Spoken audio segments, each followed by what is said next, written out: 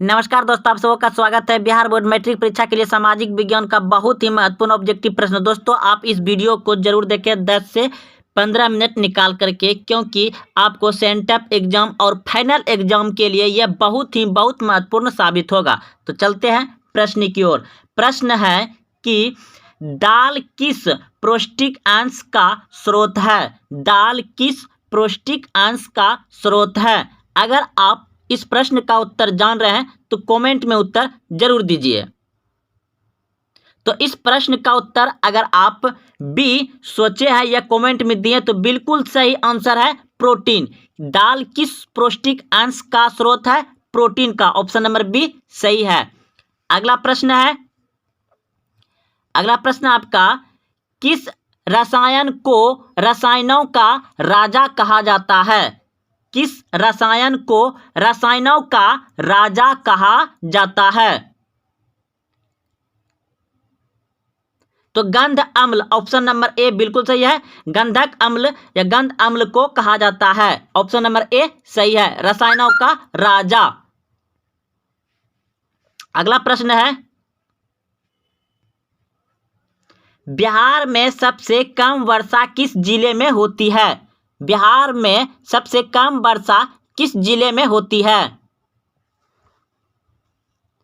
तो option number D बिल्कुल सही है, बक्सर जिले में। अगला प्रश्न है, भारत में रेडियो का प्रसारण किस वर्ष हुआ था?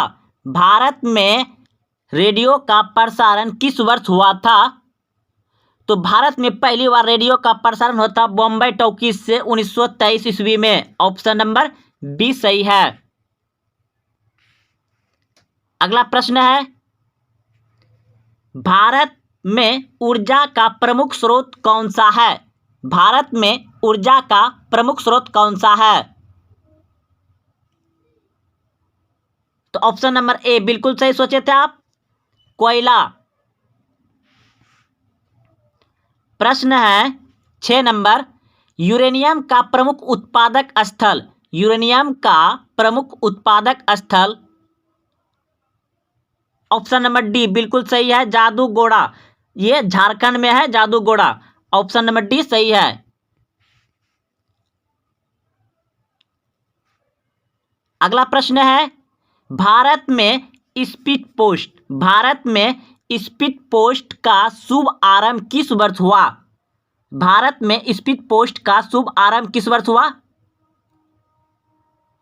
ऑप्शन नंबर सी बिल्कुल सही है, 1986 ईस्वी में। अगला प्रश्न है, विश्व में चाय का सबसे बड़ा उत्पादक देश कौन है? विश्व में चाय का सबसे बड़ा उत्पादक देश कौन है? तो दोस्तों, एनसीईआरटी के आधारित भारत देश है। एनसीईआरटी के आधारित भारत देश सही होगा। और अभी वर्तमान में चीन सबसे ज़्यादा चाय उत्पादन करता है। तो आप भारत ही लगा दीजिए, क्योंकि एनसीईआरटी आधारित है। अभी सिलेबस चेंज नहीं किया गया है, तो इसे भी चेंज नहीं किया गया है। अगला प्रश्न है,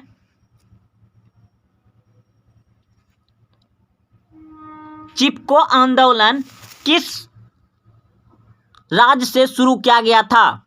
चिपको आंदोलन की शुरुआत किस राज्य से हुई? चिपको आंदोलन की शुरुआत किस राज्य से हुई? उत्तराखंड से। ऑप्शन नंबर बी बिल्कुल सही है, उत्तराखंड से हुआ था चिपको आंदोलन की शुरुआत। अगला प्रश्न है कि लोकतंत्र का सर्वोत्तम गुण क्या है? लोकतंत्र का सर्वोत्तम गुण क्या है? तो इस प्रश्न का उत्तर हो जाएगा आपका ऑप्शन नंबर डी बिल्कुल सही है, नागरिकों की गरिमा में वृद्धि। नागरिकों की गरिमा में वृद्धि लोकतंत्र है। ऑप्शन नंबर डी सही है। प्रश्न है, सांप्रदायिक राजनीतिक आधारित होती है। सांप्रदायिक राजनीतिक आधारित होती है। तो इस प्रश्न का उत्तर क्या होगा? तो सांप्रदायिक राजनीतिक आधारित होती है धर्म पर। ऑप्शन नंबर ए बिल्कुल सही है, धर्म पर। अगला प्रश्न है, योजना आयोग को भंग कर कौन सा आयोग बना? योजना आयोग को भंग कर कौन सा आयोग बना? तो NITI Aayog. Option number A बिल्कुल सही है। कौन सा आयोग बना? नीति आयोग बना। दोस्तों आप सभी जानते हैं कि योजना आयोग को भंग करके कौन सा आयोग बना? नीति आयोग बना। और नीति आयोग का अध्यक्ष प्रमुख कौन होता है? तो प्रधानमंत्री। जो जिस समय का प्रधानमंत्री रहेगा वह समय का उसका नीति आयोग का अध्यक्ष होता है। यानी अभी कौन है? तो Narendra Modi. Option number A इसका सही है। योजना आयोग को भंग करके कौन सा आयोग बना? नीति आयोग। अगला प्रश्न है, भारतीय रिजर्व बैंक की स्थापना किस वर्ष हुई? भारतीय रिजर्व बैंक की स्थापना किस वर्ष हुई? तो इस प्रश्न का उत्तर हो जाएगा आपका ऑप्शन नंबर बी बिल्कुल सही है, 1935 ईस्वी में। अगला प्रश्न है, राष्ट्रीय ग्रामीण रोजगार गारंटी योजना किस वर्ष या किस महापुरुष के नाम से पर है? प्रश्न है, राष्ट्रीय ग्रामीण रोजगार गारंटी योजना किस महापुरुष के नाम पर है? दोस्तों आपको यही पूछ दिया जाएगा कि राष्ट्रीय ग्रामीण रोजगार गारंटी योजना कब से शुरू किया गया है? तो 1989 ईस्वी से। और किसके नाम पर है? Pandit Jawaharlal Nehru. Option number B सही हो जाएगा। अगला प्रश्न है, राष्ट्रीय मानवाधिकार आयोग की स्थापना कब हुई? राष्ट्रीय मानवाधिकार आयोग की स्थापना कब हुई? तो इस प्रश्न का उत्तर हो जाएगा 1993 ईस्वी में। ऑप्शन नंबर ए सही है। ये बहुत बार क्वेश्चन पूछा गया है दोस्तों, आप इसे अच्छे से याद कर लें। ये तीनों प्रश्न अभी जो जस्ट तुरंत बताएं। अब प्रश्न है कि निम्नलिखित में कौन रबी फसल है? निम्नलिखित में से कौन रबी फसल है? रबी मतलब रजाई में जिसमें घुस के रहते उसी समय का यह फसल है। तो क्या हो जाएगा? यानी कि ठंडी के मौसम में हम लोग रजाई में रहते हैं ना, तो उसमें कौन सा फसल होता है? चना। यानी चना का झाड़ खाते हैं ना आप लोग, चना। अगले प्रश्न की ओर, रबी फसल था। अगला प्रश्न है, यूरोपीय सभ्यता का पालना किस देश को कहा जाता है? यूरोपीय सभ्यता का पालना किस देश को कहा जाता है? तो इस प्रश्न का उत्तर हो जाएगा आपका ऑप्शन नंबर डी बिल्कुल सही है, यूनान को। ऑप्शन नंबर डी सही है। अगला प्रश्न है आपका, चेका था। चेका क्या था? तो इस प्रश्न का उत्तर हो जाएगा ऑप्शन नंबर बी सही है दोस्तों। चेका क्या था? पुलिस दस्ता। अगला प्रश्न है, मार्च 1946 में फ्रांस तथा वियतनाम के बीच होने वाला समझौता किस नाम से जाना जाता है? मार्च 1946 में फ्रांस तथा वियतनाम के बीच होने वाला समझौता किस नाम से जाना जाता है? तो इस प्रश्न का उत्तर हो जाएगा आपका ऑप्शन नंबर डी बिल्कुल सही है, इनमें से कोई नहीं। अगला प्रश्न है, ब्रह्म समाज की स्थापना किसने की? ब्रह्म समाज की स्थापना किसने की? तो राजाराम मोहन राय ने। राजाराम मोहन राय ने। ऑप्शन नंबर ए सही है। अगला प्रश्न है, औद्योगिक क्रांति सर्वप्रथम किस देश में हुई? औद्योगिक क्रांति सर्वप्रथम किस देश में हुई? तो औद्योगिक क्रांति हुआ था दोस्तों आपका ऑप्शन नंबर ए बिल्कुल सही है, इंग्लैंड में। औद्योगिक क्रांति कहाँ हुआ था? इंग्लैंड में। निम्नलिखित में कौन नवीकरणीय संसाधन है? निम्नलिखित में कौन नवीकरणीय संसाधन है? तो इस प्रश्न का उत्तर हो जाएगा आपका ऑप्शन नंबर सी बिल्कुल सही है, जल नवीकरणीय संसाधन है। जो शुद्ध प्राकृतिक रूप से पाया जाए उसे नवीकरणीय संसाधन कहते हैं। कोयला भी हो सकता है, लेकिन जब जल ऑप्शन नहीं रहेगा तो आप कोयला टिक लगा सकते हैं। तो इस प्रश्न का उत्तर होगा अभी जल, क्योंकि जल शुद्ध रूप से प्राकृतिक रूप में पाया जाता है। अगला प्रश्न है कि तारापुर परमाणु विद्युत केंद्र है। तारापुर परमाणु विद्युत केंद्र है तो महाराष्ट्र में। ऑप्शन नंबर बी बिल्कुल सही है, महाराष्ट्र में है। अगला प्रश्न है, पंजाब में भूमि नवीकरण का मुख्य कारण है।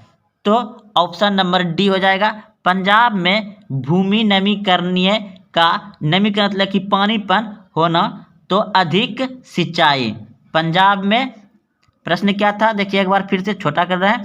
तो पंजाब में भूमि नमीकरण का मुख्य कारण है अधिक सिंचाई। ऑप्शन नंबर डी बिल्कुल सही है, अधिक सिंचाई। अगला प्रश्न देखिए, मानव शरीर में जल की मात्रा होती है, मानव शरीर में जल की मात्रा होती है तो 65%, 65%। अगला प्रश्न है, हीराकुंड बांध है, हीराकुंड बांध है तो उड़ीसा में है। ऑप्शन नंबर डी सही है, हीराकुंड बांध कहाँ है, उड़ीसा में। अगला प्रश्न है, सुंदरवन, या इसे सुंदरवन डेल्टा भी कहा जाता है, ये कहाँ है, तो पश्चिम बंगाल में है। सुंदरवन डेल्टा कहाँ है, पश्चिम बंगाल में, या सुंदरवन कहाँ है, पश्चिम बंगाल में। ऑप्शन नंबर बी सही है।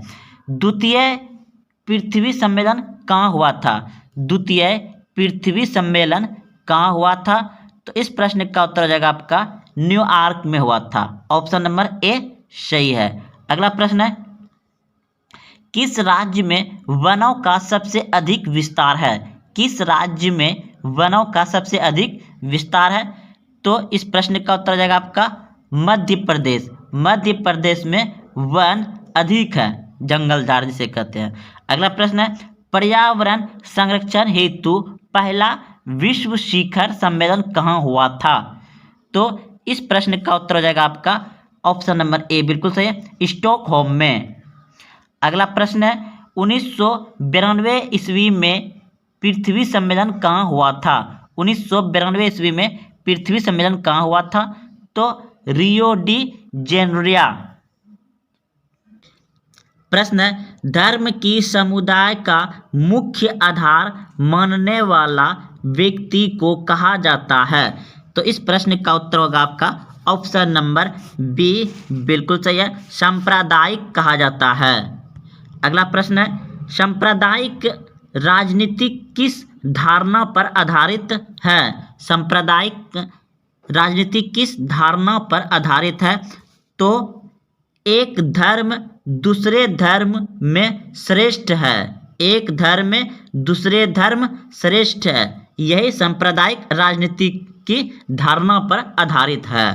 अगला प्रश्न है आपका, भारत में मतदाता होने के न्यूनतम आयु क्या है, यानी भारत में वोट गिराने की उम्र क्या है, तो इस प्रश्न का उत्तर हो जाएगा आपका ऑप्शन नंबर सी बिल्कुल सही है, 18 वर्ष। अगला प्रश्न है, निम्न में से कौन सी एक बात लोकतांत्रिक व्यवस्था के अनुरूप नहीं है, निम्न में से कौन सी एक बात लोकतांत्रिक व्यवस्थाओं के अनुरूप नहीं है, तो इस प्रश्न का उत्तर हो जाएगा आपका बहुसंख्यकों का शासन। ऑप्शन नंबर डी सही है। अगला प्रश्न है, संघ सरकार का उदाहरण है, संघ सरकार का उदाहरण है तो अमेरिका, संघ सरकार का उदाहरण है अमेरिका। अगला प्रश्न है, सत्ता में साझेदारी सही है क्योंकि, सत्ता में साझेदारी सही है क्योंकि, ऑप्शन नंबर ए सही है, यह विविधता को अपने में समेट लेती है। अगला प्रश्न देखिए, सांप्रदायिक राजनीतिक आधारित है होती है, सांप्रदायिक राजनीतिक आधारित होती है तो ए धर्म पर, किस पे होती है, धर्म पर। अगला प्रश्न है, भारतीय संविधान के अनुच्छेद 19 में देश के सभी नागरिकों को कौन सा मूल अधिकार दिया गया है, भारतीय संविधान के अनुच्छेद 19 में देश के सभी नागरिकों को कौन सा मूल अधिकार दिया गया है, तो इस प्रश्न का उत्तर होगा आपका ऑप्शन नंबर ए बिल्कुल सही है, स्वतंत्रता का अधिकार दिया गया है, स्वतंत्रता का अधिकार दिया गया है अनुच्छेद 19। अगला प्रश्न है, अंतर्राष्ट्रीय महिला दिवस किस तिथि को मनाया जाता है, अंतर्राष्ट्रीय महिला दिवस किस तिथि को मनाया जाता है, तो इस प्रश्न का उत्तर होगा आपका ऑप्शन नंबर बी बिल्कुल सही है, 8 मार्च को। सत्ता में साझेदारी का अच्छा उदाहरण प्रस्तुत करने वाला राष्ट्र कौन सा है, सत्ता में साझेदारी का अच्छा उदाहरण प्रस्तुत करने वाले राष्ट्र कौन सा है, तो इस प्रश्न का उत्तर हो जाएगा आपका ऑप्शन नंबर सी, बिल्कुल सही है, बेल्जियम। प्रश्न है, भारत में योजना आयोग के अध्यक्ष कौन थे? भारत में योजना आयोग के अध्यक्ष कौन थे? तो इस प्रश्न का उत्तर हो जाएगा प्रधानमंत्री। भारत में योजना आयोग के अध्यक्ष कौन होते हैं? प्रधानमंत्री होते हैं। अगर पूछ दिया जाए कि वर्तमान में योजना आयोग का अध्यक्ष कौन है, तो नरेंद्र मोदी होगा। लेकिन योजना आयोग को हटा करके अब इसी जगह नीति आयोग लाया गया है। तो चलते हैं अगले प्रश्न की ओर। प्रश्न है, इनमें से कौन एक बीमारू राज्य नहीं है? तो बिहार बीमारू राज्य है, मध्य प्रदेश बीमारू राज्य है, उड़ीसा बीमारू राज्य है और कर्नाटक यह नहीं है। तो यहाँ पूछ रहा था नहीं, तो इसलिए ऑप्शन नंबर सी सही है। तो इनमें से कौन एक बीमारू राज्य नहीं है? तो कर्नाटक बीमारू राज्य नहीं है। अगला प्रश्न है, ऊर्जा के मुख्य स्रोत क्या है? ऊर्जा के मुख्य स्रोत क्या है? तो कोयला, पेट्रोलियम, विद्युत, इनमें सभी। ऑप्शन नंबर डी सही है, इनमें सभी हो जाएगा। अगला प्रश्न है, निम्नलिखित में कौन बीमारू राज्य है? तो निम्नलिखित में कौन बीमारू राज्य है? तो इस प्रश्न का उत्तर हो जाएगा आपका ऑप्शन नंबर डी, बिल्कुल सही है, इसमें बीमारू राज्य है बिहार। ऑप्शन नंबर डी सही है। प्रश्न है कि योजना आयोग को भंग कर कौन सा आयोग बना? ये शुरू में ही बता चुके दोस्तों, कुछ ही देर में। योजना आयोग को भंग कर कौन सा आयोग बनाया गया है? तो इस प्रश्न का उत्तर हो जाएगा आपका ऑप्शन नंबर ए, बिल्कुल सही है, नीति आयोग बनाया गया है। योजना आयोग को भंग करके कौन सा आयोग बनाया गया है? NITI Aayog. Option number A सही है। अगला प्रश्न है, राष्ट्रीय विकास परिषद का गठन कब हुआ था? राष्ट्रीय विकास परिषद का गठन कब हुआ था? तो इस प्रश्न का उत्तर हो जाएगा आपका ऑप्शन नंबर सी, 1952 ईस्वी में। 1952 ईस्वी में हुआ था। बिहार की जनसंख्या 2011 की जनगणना के अनुसार कितनी है? तो इस प्रश्न का उत्तर हो जाएगा आपका ऑप्शन नंबर बी, बिल्कुल सही है। प्रश्न है, बिहार के विकास में एक बहुत बड़ी बाधा है। बिहार के विकास में एक बहुत बड़ी बाधा है। बाधा यानी कि रुकावट है, जो बिहार को आगे नहीं बढ़ने देता है। तो वह क्या है? बाढ़। बाढ़ से बिहार में बहुत हानि होता है, जान माल की हानि, गांव देहात पूरा बाढ़ में बह जाता है, रोड सड़क। तो इस प्रश्न का उत्तर आ गया बाढ़। अगला प्रश्न देखिए, प्रथम पंचवर्षीय योजना शुरू हुआ था। प्रथम पंचवर्षीय योजना शुरू हुआ था तो 1951 में। ऑप्शन नंबर सी सही है। अगला प्रश्न है, निम्न में कौन प्राथमिक क्षेत्र कहा जाता है? निम्न में कौन प्राथमिक क्षेत्र कहा जाता है? तो कृषि को प्राथमिक क्षेत्र कहा जाता है। कृषि, पशुपालन, ये सभी जो कि प्राथमिक क्षेत्र हैं। और द्वितीय क्षेत्र हो गया आपका उद्योग। द्वितीय क्षेत्र हो गया उद्योग। तृतीय क्षेत्र हो गया आपका सेवा। तृतीय क्षेत्र सेवा। तो आपका प्रश्न था, निम्न में कौन प्राथमिक क्षेत्र कहा जाता है? तो कृषि और पशुपालन होगा। अगला प्रश्न है, बिहार में किसकी प्रधानता है? तो इस प्रश्न का उत्तर हो जाएगा आपका ऑप्शन नंबर कृषि। ऑप्शन नंबर डी, बिल्कुल सही है, कृषि होगा। अगला प्रश्न है, रेल बजट को किस वित्तीय वर्ष में सामान्य बजट में समावेशित किया गया है? तो इस प्रश्न का उत्तर हो जाएगा आपका 2017-18 में। ऑप्शन नंबर डी सही है। प्रश्न है, रेल बजट को किस वित्तीय वर्ष में सामान्य बजट में समावेशित किया गया है? तो ऑप्शन नंबर डी सही है, 2017-18 में। अगला प्रश्न है, 12वीं पंचवर्षीय योजना की अवधि क्या है? 12वीं पंचवर्षीय योजना की अवधि क्या है? तो 2012 से 2017 तक 12वीं पंचवर्षीय योजना था। प्रश्न है, यूरोप का मरीच किसे कहा जाता था? यूरोप का मरीच किसे कहा जाता था? तो यूरोप का मरीच ऑप्शन नंबर ए बिल्कुल सही है, तुर्की को कहा जाता है। यूरोप का मरीच तुर्की। अगला प्रश्न है, असहयोग आंदोलन का प्रस्ताव कांग्रेस के किस अधिवेशन में पारित हुआ? असहयोग आंदोलन का प्रस्ताव कांग्रेस के किस अधिवेशन में पारित हुआ? तो इस प्रश्न का उत्तर हो जाएगा आपका ऑप्शन नंबर ए, बिल्कुल सही है, सितंबर 1920 कोलकाता में। अगला प्रश्न है, निम्नलिखित व्यक्तियों में कौन लोकतंत्र में रंगभेद विरोध नहीं थे? तो इस प्रश्न का उत्तर हो जाएगा आपका ऑप्शन नंबर डी, बिल्कुल सही है, जेड गुडी। अगला प्रश्न 16वीं लोकसभा में महिला सदस्यों की संख्या कितनी है? तो इस प्रश्न का उत्तर हो जाएगा आपका ऑप्शन नंबर डी, बिल्कुल सही है, 65। 16वीं लोकसभा में महिला सदस्यों की संख्या कितनी थी? 65। ऑप्शन नंबर डी सही है। पर्यावरण संरक्षण हेतु पहला विश्व शिखर सम्मेलन कहाँ हुआ था? तो इस प्रश्न का उत्तर हो जाएगा आपका स्टॉकहोम में हुआ था। ऑप्शन नंबर ए सही है। उत्तर भारत का मैनचेस्टर किस शहर को कहा जाता है? उत्तर भारत का मैनचेस्टर किस शहर को कहा जाता है? तो कानपुर को। किसको कहा जाता है? कानपुर को। उत्तर भारत का मैनचेस्टर किस शहर को कहा जाता है? कानपुर को कहा जाता है। अगला प्रश्न है, भारतीय अंतर्राष्ट्रीय जल मानकीकरण का गठन किस वर्ष किया गया था? तो इस प्रश्न का उत्तर हो जाएगा आपका 1986 ईस्वी में किया गया था। ऑप्शन नंबर ए सही है। भारत में धान की खेती सबसे अधिक कहाँ होती है? भारत में धान की खेती सबसे अधिक कहाँ होती है? तो पश्चिम बंगाल में। भारत में सबसे अधिक धान की खेती कहाँ होती है? पश्चिम बंगाल में। राजनीतिक प्रश्न है, राजनीतिक दलों की मान्यता और उसका चिन्ह किसके द्वारा प्रदान किया जाता है? तो इस प्रश्न का उत्तर हो जाएगा आपका ऑप्शन नंबर सी, बिल्कुल सही है, निर्वाचन आयोग के द्वारा। निर्वाचन आयोग के द्वारा प्रदान किया जाता है। अगला प्रश्न है, भारत में लोकतंत्र की क्या चुनौती है? भारत में लोकतंत्र की क्या चुनौती है?